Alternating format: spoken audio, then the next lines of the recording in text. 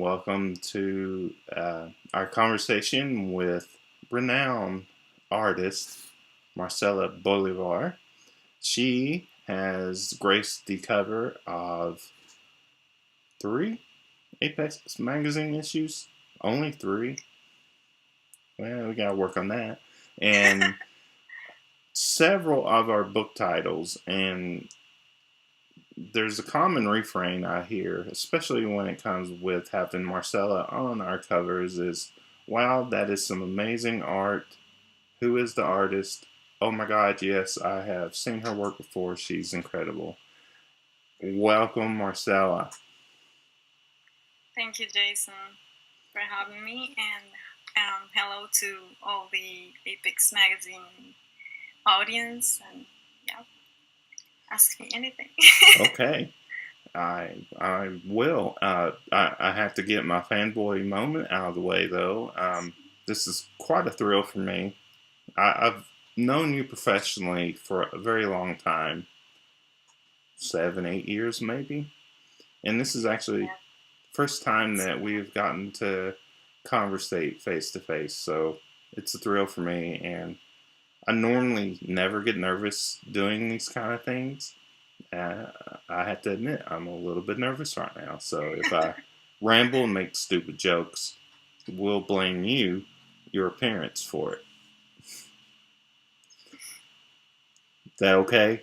is that perfectly fine? Okay. Yeah. Um, I mean, it's truly an honor because we've been like collaborating for such a long time now, and my life has changed so much, and I guess your life too. But Apex Magazine has always been there, like stable and there and going on, and yeah, it's been a while, and everything has changed or stayed the same in respect to the magazine, but it's been great to see the magazine grow. Also, my career change and all that. It's been, yeah, good years. yeah. Out. Well, it's very gratifying to see your career on the rise. I do follow you on Instagram and Twitter, but mostly on Instagram because it's more of a visual medium, and you as an artist, you're posting your works in progress and various projects you're doing, and I get to see some incredible artwork and notice that you're getting more and more uh, commissions from publishers to do like the interior and art books. And um, so, how are you keeping up with all that? How do you feel about how things are going? Well, it's going great actually. A lot of deadlines right now, and but it is exactly what I wanted because I was really scared after finishing my master's here, and because I had a long hiatus of 2 years or 3 years almost, and I really thought that I was that it was going to be really hard for me to get back on track and to get to not being forgotten by my clients and such, and I was really scared because of that. But as soon as I finished my masters, I got a big gig, and then Mm-hmm. everything started to flow after that. And actually, right now I'm having a lot of trouble managing my time. Yeah. But that's good. That's what I wanted. I always say every time I feel like I don't have time, I say to myself, "You were scared. Then yeah, this is fine. This is okay. You can manage this." So yeah, right now I'm working on several book covers, several illustrations. I'm very excited about. Um, Different kind of projects that I like applied to things that I didn't applied in before, like cards and such. Mm-hmm. So that is really cool to see, like where my art can be used. But I have to say that yeah, I really love making book covers and reading the stories and being immersed in these worlds from the writers. I think there is a real collaboration there because they have all the imagination and you can make it true, and they push you to do things that you would never do otherwise. So Mm-hmm. yeah, I think that's very cool. And yeah, book covers are, yeah, you feel a little bit immortal there because they can have quite an impact on a writer's career. So yeah, it is a great responsibility, but it's very thrilling at the same time. That's a Yeah. very interesting point. That yeah, the cover art maybe has too much, importance over how successful a book may be. But at the same time, writers absolutely. I was having this conversation with Jason Sanford about the artwork he did for Plague Birds, and he says he just got chills because you seem to have brought to life this character that he had, conjured out of his imagination, and like the combination of his imagination and your imagination brought Krista and Red Day, the AI that's in the book, to life. And he says it was his first time he'd really ever felt that. Makes sense. It's his first book, but that bond between the writer and artist, it's real. And um, as an editor and publisher, I love seeing it, and nothing pleases me more than when someone praises, our book covers, and I can say, yes, that was Marcela, or that was Anna Dittman, Mikio Murakami did that one. It's just, it's great being able to work with such talented people. Um, so, if you don't mind talking about it, you recently, in the middle, was it prior to the pandemic, moved from your home country to Europe. You tell us a little bit about that crazy journey. Yeah. Yeah, it was crazy, all right. That was in 2017, actually. Okay, good. So And predates yeah, COVID. yeah, time went by so fast. It is already like 4 years. Um, I wanted to um, study doing a master's degree abroad, and I was studying German for quite a while, for like 2 or 3 years before that. But I never like took a, like I never started to working on my applications and such because my German level was so low, and for an artistic degree, you need like the highest level of German, which I find that is, I don't think that it's very logic, but okay. And so I had to spend a lot of time studying German, and I felt like a little bit stuck because I wanted to get out of Colombia, but I had to work on my language. And then I was fed up, and I traveled to Berlin to study a while. And like my highest level of German, I acquired there because I was living it, and I was like every day talking in German and such. And when I finally presented my exam, my like the test and the German test, it was perfect. And then I said, Wow. okay, I have to apply. I don't have any more excuses. I have to do this. But it was really hard to apply to an artistic degree because you know that my art is a mix of things. I am not Mm-hmm. a traditional illustrator, and I am not a photographer, like a pure photographer. So it was really hard for me to overcome this insecurity of where should I apply for my master's degree, I want to do something with photography. Yeah, there's no doubt about it. But I'm always hard. For a time, I was rejected by a lot of masters because of that. I didn't take it personally because, of course, they have like a very limited scope of artists that they can choose from, Right. depending on their portfolio. But then finally, I found a couple of masters that were very free, and they were about photography, and they were very into the artistic side and the analytical side of photography and such.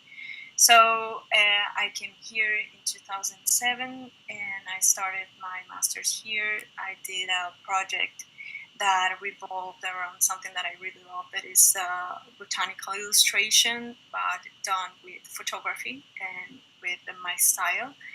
And I made a series of fantastical plants and flowers that I took from my personal archive, from Colombia, naturally, Central Europe, and then China, that I had the opportunity to go there and photography and taking photographs of plants there. Um, so it is a mix of three continents in one plant, in one world. Um, should I dismiss here? And it was very fulfilling. But yeah, at the end, I always had the plan of staying here. So after I finished my master's degree, I decided to start my freelance career here. A lot of bureaucracy, you can imagine. The visa was quite a project to understand. But everything went well. There's always a way here to do things right, even when there's a lot of papers and such to sign and to show. But yeah, I am here, and from 2020 to now, I am working as a freelance. Fantastic. That is quite the journey. Yeah. So with your artwork, I do. There's always a central image of like beautiful flowers and other like odd vegetation, and typically a female figure. Um,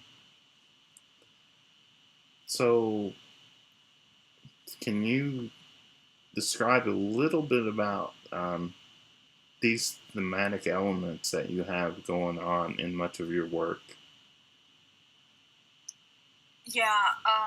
Actually, I had to analyze that in my master's degree a lot. Why I did that, and why everything revolved around that. And that's cool about writing about what you do, because you realize where that all comes from.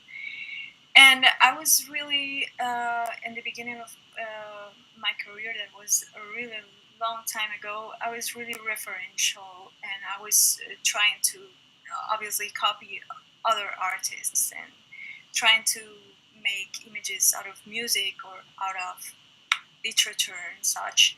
But then I wanted to do something, find my own voice, and trying to look around me and to see what really inspired me.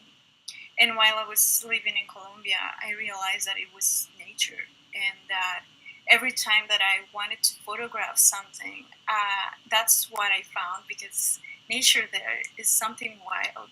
It's nature in Colombia has like its own character. It is like its own. It is like a person itself, and that's what I wanted to make in my images. I wanted that vegetation and plants and flowers to be like protagonists themselves. If not, yeah, maybe a very a special focus on all my images.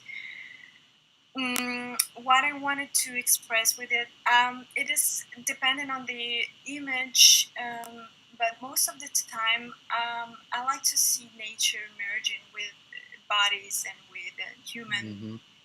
with human forms, um, like a like a pool between rationality and irrationality and natural forces and artificial forms, and that's something that really I think that looks very attractive, and that of course has a lot of meaning for me, not only because of how I make my own images with a lot of digital assets and such, Mm-hmm.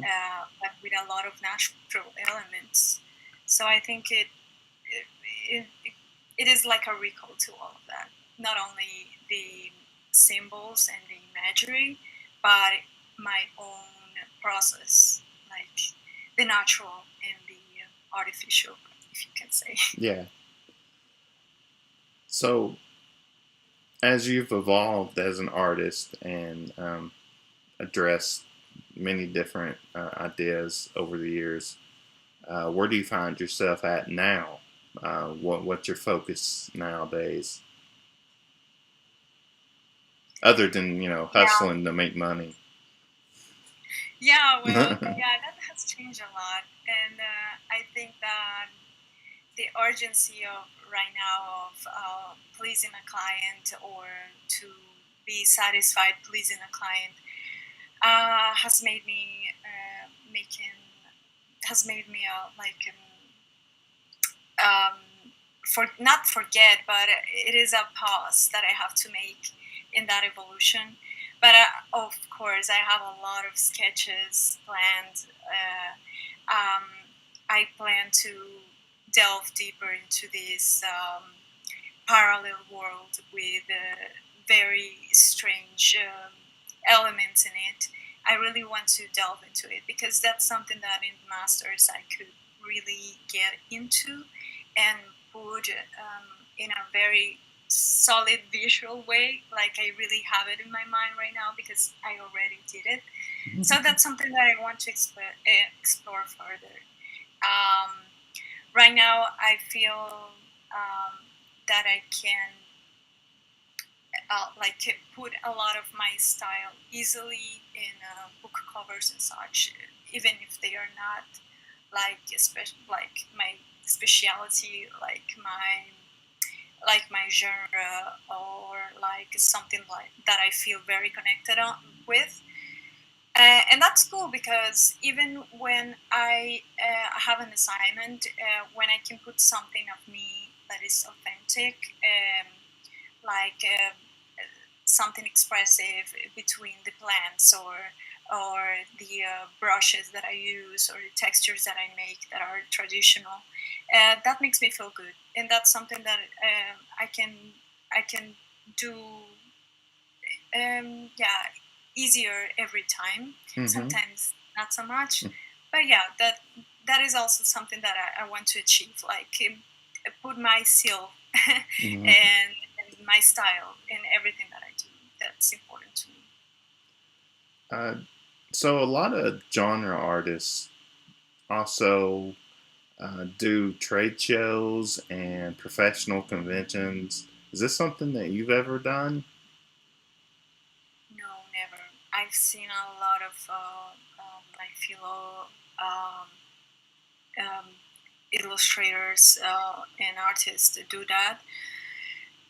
I don't know if I could make it though. I see it like in yeah, they have great experiences and such, and I would rather see it and go by and say hi and yeah, but yeah, I don't know Yeah, if staying there and all the organization that it goes behind it, it's my thing. But yeah, actually, I don't think that I have ever gone to a convention of purely artistic, um, yeah, reasons. I mean, yeah, I don't think yeah, that I've done it before. So yeah, I would rather first getting acquainted with that atmosphere and how it goes to try it myself. Mm-hmm. But it looks like something that is very rewarding, like to see the fans or the people that like your art and that are Yeah. willing to pay for it. So, I yeah. I think a lot of artists enjoy doing it just for interactions with the Yeah. fans. Yeah. Uh, Sometimes the money is good at these shows, and sometimes the shows are a bust. But hearing appreciation from someone never gets tiring, and does a good amount of work for a person's soul. Yeah. And knowing other artists or other Networking. creative people too must be cool. Yeah, yeah. Definitely. It's Would not the same on the internet. no, it's not. Hopefully, one day we'll be able to conduct this interview face to face. Speaking of Yeah, that would that, be cool. hopefully, maybe our paths will cross, or you'll get to go to a Worldcon sometime, or get flown over as a guest here in the States. You never know what'll happen, especially once we Yeah, get of past course. I'm open COVID. to anything. I have Um, yet to go to USA. Yeah. oh, have you ever been here? No, never. Actually, yeah, I don't know if I could because of my visa. Like, Mm-hmm. it is very hard for Colombians to get approved. Hmm. And they have a lot of trouble to get approved to go there. And I was like, oh no, I'm not even gonna try. Like, it is very easy to go to Europe, but not the United Yeah. States. Yeah. Well, I do dream to Yeah. to make it to a European Worldcon sometime. I've never been to Europe. Well, actually, I've never been off the North American continent. So hopefully one day I can put that on the bucket list. Mark that off the Yeah, bucket list. hopefully. Um, do you consider yourself a genre artist, or do you kind of push back against labels such as that? What is exactly that? I wouldn't know.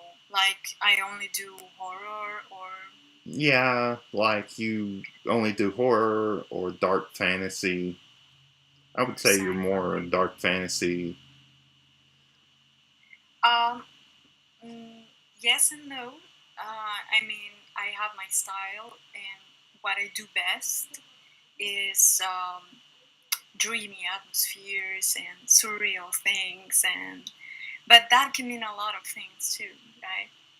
Um, I would say that I can easily know what I am not than what I am right now because I don't want to say no to a lot of things that maybe can be cool to explore, you know. But I don't see myself like making children's books or something like that. Yeah. That's too far. So But well, genre artist. Someone like Donato Giancarlo, who has okay, that. no, I wouldn't. I wouldn't say that I'm. Yeah, something like that. Yeah. Okay. So you hear that, literary publisher? She can also do the covers of your literary works and not just your genre. Drumming up a little work for you. I didn't hear you. Sorry. Oh, I was saying that if there are any literary publishers listening, she can do your covers as well, not just genre stuff. Indeed. Absolutely. Yeah, absolutely. If you see my style going with what you have in mind, yeah, absolutely. Yeah. One thing I wanted to give you a fair bit of praise on is I've loved the use of lighting in your artwork. Um, does that come about to a degree through your use of like digital photography, or how do you? I guess how's that magic work? I'm glad you noticed because that's something that I really put a lot of Oh, effort on. And yeah, at the beginning, I was really careful when I didn't have like photography equipment back in Colombia. I loved, and I still love, window light and Mm-hmm. natural light. It's always, yeah, it's the best option. But it is not only the best, but you have to be careful, especially when you do photo manipulations like mine, that everything has the same, or at least a coherent lighting, and so everything can belong together, right? But yeah, right now it is very easy for me, like play with lighting with 2 or 3 lamps, or reflecting something from the ground, and playing with more uh, dramatic lights that come from behind. That's something that I really like. That is very effective actually when you do Yeah, I'm illustrations. thinking Plague You Birch can cover abuse it there. a little bit, yeah. Mm-hmm. You can say, okay, chill. But yeah, when you Never. learn to play with lights in photos, and then in Photoshop, like enhancing them, or actually in Photoshop painting them. Yeah, that's really cool. That gives a lot of character to the images, and that's something that I pay special effort in. Yeah. Nice. Okay, stupid question time. On a scale of 1 to 10, how would you rate your Photoshop skills? Well, it is not that great. You know that No? I did one of these official tests, Photoshop, that give you like a certificate that you're a Photoshop expert. And I Mm-hmm. failed it. I couldn't do it because Photoshop is such a huge program, and it Mm-hmm. has such a lot.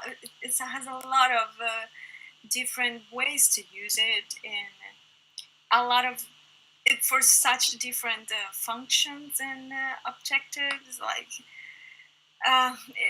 yeah, for me, it is only for illustrating, and that's why actually Photoshop has different like models depending on what you need it for. Like, you change the panel depending if you are a graphic designer, or if you paint, or if you're a photographer, you change it because there's a lot you can do in Photoshop. So I would say I'm 6, 7. 6? Yeah, yeah, it's fine. Okay. Yeah, I can do That a lot of makes me stuff. reevaluate my rating. I use Photoshop a little bit, for basic design, Yeah, and I was going to go with a 4, but if you're just a 6 or 7, I can't. 3 well, is tops for me. So, the thing is that you can go by Photoshop only using the same things over and over. You understand that? Like, yeah, I don't explore Photoshop that much. mm-hmm. And when I need to do something very outrageous, I have to look for tutorials Yeah. because there are a lot of features that come like every year that I don't know and that I never knew before. And yeah, that's the thing. I think that people that are really, really pro with Photoshop are, I don't know, in the film industry or something that Mm-hmm. demands a lot of being quick and have a lot of effects really quick and really time effective. And because I am more artistic and such, I don't have that problem. So yeah, I guess that's why. Uh, It's because I really seen people really pro at it that I say, oh yeah, I don't know Photoshop that much. Oh, yeah. um, so I have a process question. Okay, so you were the first artist that came to mind when Leslie Connor and I were discussing artwork for Plague Birds, and we knew we wanted an original piece, and we were like, can we afford her? Probably not, but let's ask anyway, right? So you receive the initial pitch from publisher Jason Sizemore, um, with a kind of a vague description, and then you work with the author. Um, can you give us a little insight into how that back and forth, what like mentally, like how that back and forth plays out? Jason had handed me a very detailed, like, how do you say it, like a synopsis Uh-huh. of his book. And not only that, but he described me Krista and Red Day and what was the connection between that. And he actually took the time to actually describe like part of this pyramid. And yeah, he did a great job in conveying what he had in mind. So yeah, I instantly had something very dramatic, like this Judgment Day, like this fiery hair. That was very important for him, and I knew that yeah, the light was going to come from not only her hair but from the pyramid itself. Mm-hmm. So yeah, as I was reading about it, I have three sketches in mind, and I did two that were very much alike, and then it hit me that maybe something more with more character was needed, like something more bold. And then I made this last sketch with the crystal on the foreground, and then the pyramid behind, and the light coming from behind. And that was the one that Jason liked the best, and I guess you too, the two Jasons. And yeah, that was funny because that was um, the one that was easier to make. But Oh, sometimes that's the thing. Yeah, when something flows and you you nail it, yeah, that's the one. yeah. And I was happy that was the one you chose because of it. Because yeah, it was the one that was yeah. It's not that I didn't thought about it, but it was more like yeah, nail on the head. Like yeah, I think this looks good, and yeah, I will show it to them. It's Yeah. okay. Well, obviously, you and Jason Sanford made the correct call. Yeah. Yeah, it was my favorite too. Yeah, I really liked it. I was like, okay, yes. It's always great when you send different sketches, but you have your favorite. You don't say it, and you wait the client to pick your favorite, and they pick your favorite, and you're like, yes, yes, it sounds uh, good. my one of my best friends, Justin Stewart, is an artist and graphic designer. He actually does the typography for the magazine. So, like, you got your pretty image, and then he puts the text on it. Um, he, Oh, he's a graphic designer. Okay. yeah, he also Oh, does that was art too, but okay. his That bread and that butter was is very graphic good design. title. He gave me Really, some brilliant advice. He says if your artist friend recommends going a certain path, you should go that path. yeah. I presume you would agree. Yeah, I agree. Yeah. Okay, so this is leading up to a question. Do you like it when an author has like a very specific vision, similar to like Jason Sanford did with Plague Birds, or do you like it where you have a bigger field you can play in, and they tell you, okay, here's my general idea, run with it? Um, I like to I like to have the more freedom, the better. I have to say, like I understand that authors have something in mind that they really, really want, but when an author comes to me and says, "I have this story, do what you want," it is very cool.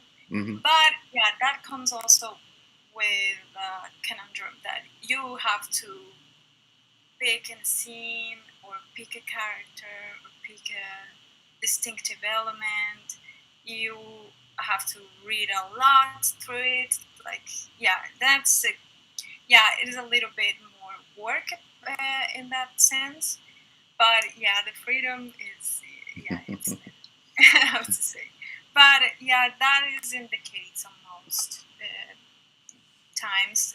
So I'm very used to having vague instructions like, yeah, I want this character to do this, or maybe this scene, that scene is important to me, but you do it the way you want it. That's what I like to. Like, they don't tell me how to do it visually, just pointers and instructions of what they find that is important to them, but not like, oh yeah, I wanted it to be like in these colors and please in this perspective. And no, yeah, that has to be my goal. Hopefully, yeah. You have a really nice way with colors, especially red. There's like this deep blood kind of red I see a lot in your work. Having said that, do you ever do like black and white, like line work or grayscale stuff?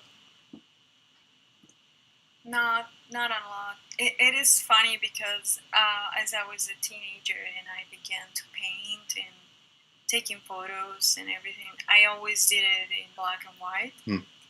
And as I was in my drawing classes when I was a teenager, one of my teachers said to me, it is going to be very hard for you to transition to color. And I was like, yeah, maybe. And then when I used color and the whole of my career, yeah, I feel so thrilled by it. It is such a great moment when you find the right colors in an atmosphere, when you find the right combinations, and that gives it life. It is everything to me. I cannot imagine something, yeah, like without color. Even when I do something in black and white, because I have done it, especially for interior illustrations for your anthology. I did something in black and white, but I imagine it in color. But I have to put it in black and white. It's all right. It looks cool. But yeah, my mind is always in color, which I think is funny because I always think about this teacher that said that to me. Yeah. So I can't help notice that behind you there is no artwork on display. So whose art does hang on your walls? Right now, yeah, it is. I have a lot of prints to frame. It's typical. Like, yeah, you buy a print. Finally, I bought a print. Then you have to find not only the space but the frames. I have things by Mario Sanchez Nevado. That is a very close friend of mine. That goes by Aekis Strife, and I have Samuel Arajas in my living room. Lars Henkel, he is a German artist. Karin Drexel, she's a photographer from Florida, I think. And who else I have one by me because I don't like to hang my own art, Ah, but come on. my boyfriend likes it, so yeah, it's his house too. So Oh, okay.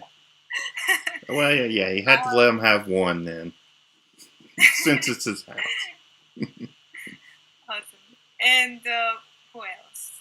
Yeah, I have a lot of rolled stuff here, so yeah, I have to get on with that. That's wonderful. Uh,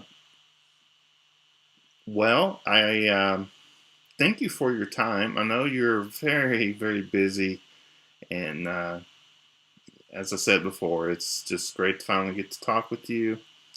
Um, you're as smart and delightful as I expected. It's been a wonderful conversation, and I hope to see you on more of our book covers and certainly our magazine covers because Hopefully. you make us look good. Thank you.